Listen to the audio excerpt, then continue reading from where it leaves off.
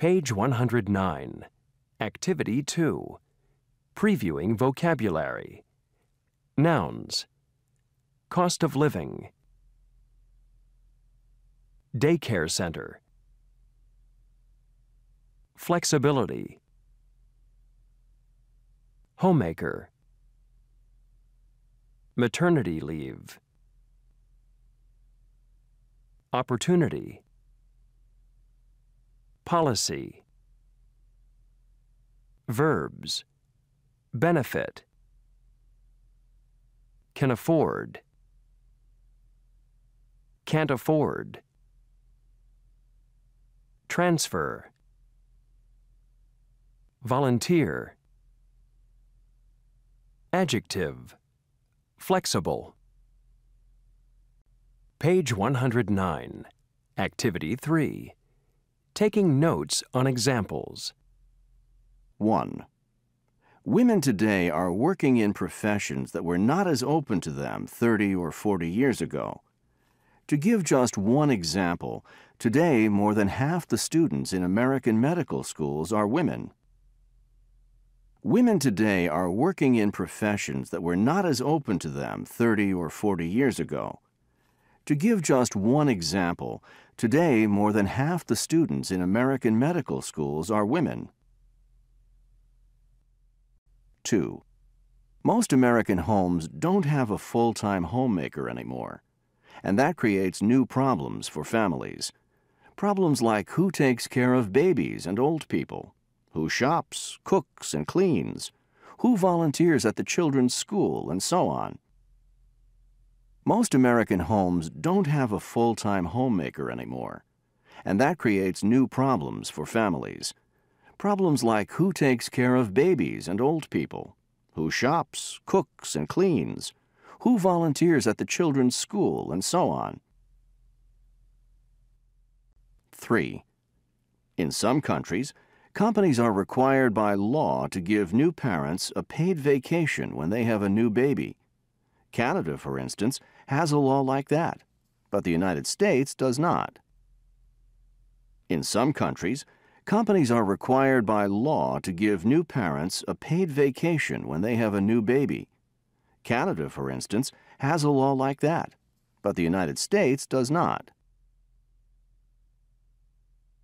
Page 110. Activity 4. Taking notes. Part 1.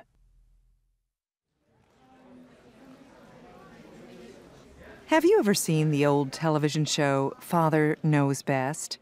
You probably haven't, because it was a popular comedy show in the 1950s, way before you were born. It was about a family, a father who went to work every day, a mother who stayed home and took care of the house, and the children, 2 or 3, I can't remember. Anyway, in those days, that was considered to be a typical American family.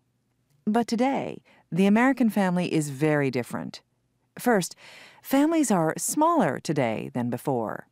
I mean, people are having fewer children.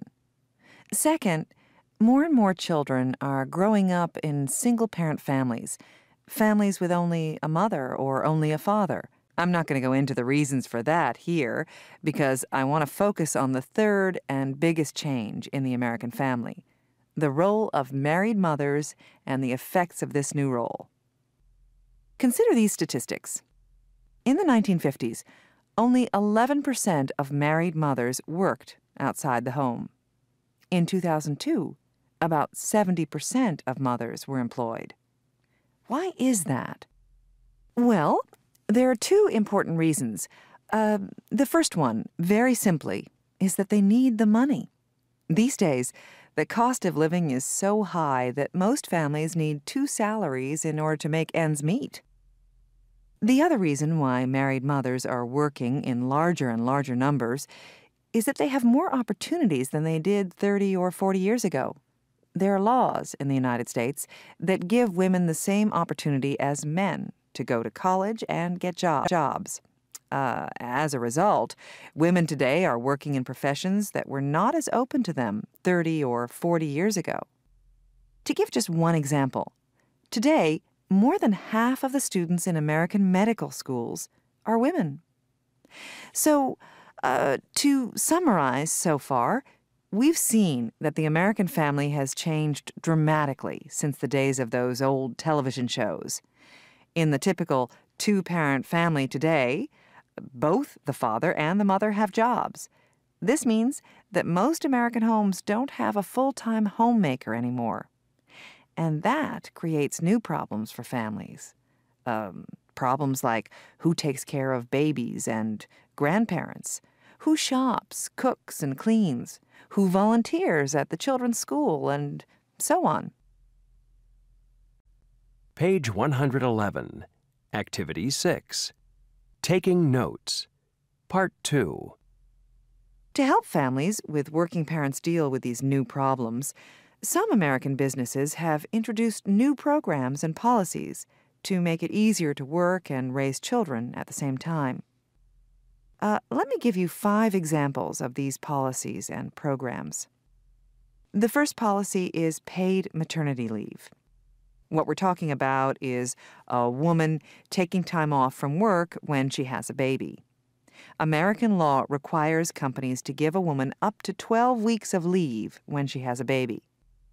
But the problem is that the companies aren't required to pay for those 12 weeks. As a result, many women are forced to go back to work much sooner than they want to. Recently, some companies, at least the big ones, have started to offer paid maternity leave, but it's still kind of rare. By the way, a small percentage of companies now also offer paternity leave. That means that fathers can take time off for a new baby. I would like to see a law that requires all companies to give paid leave to both mothers and fathers for a new baby. Canada, for instance, already has a law like that. Okay, moving along. Here's another example of a policy that helps working families. As you know, big companies like IBM or General Motors often transfer their employees to other cities, right? Well, if a company transfers the husband, for instance, this might create a problem for the wife because now she has to find a new job too. So now there are companies that will help the husband or wife of the transferred worker find a new job. A third policy that many companies now offer is called flex time. Here's what that means. In the United States, a normal workday is from 9 a.m. until 5 p.m., 8 hours. With flex time, workers can choose the hour that they start work in the morning and can go home after 8 hours. So, for instance, a worker who comes in at 7 can leave at 3, or a worker can come in at 10 and leave at 6. You can imagine how useful this flexibility is for people who have children. The fourth change I want to describe is telecommuting, or sometimes we say teleworking. With telecommuting, people work at home and use the computer or phone to communicate with their workplace. It's estimated that about 15% of the U.S. workforce telecommutes now. But the percentage is growing all the time because it saves people time and money. And if parents are allowed to work at home, their children might not have to spend as much time in childcare. And speaking of childcare, the fifth program offered by many of the best companies is daycare. That is, some companies have daycare centers at the office where trained people take care of the employees' children. This means workers come to work with their young children, leave them at the center, and can visit them during lunch or whatever. Then the parents and kids drive home together at the end of the day. With daycare at work, parents don't need to worry about their kids because they're right there. Okay, let me review what I've been talking about. I've given you 5 examples of company policies and programs that make life a little easier for working mothers and fathers. But it's important for me to tell you that only some large companies can afford these kinds of programs. For most people, trying to work and take care of a family at the same time is still very, very difficult. In my opinion, our government, and our society need to do a lot more to help working parents and their children.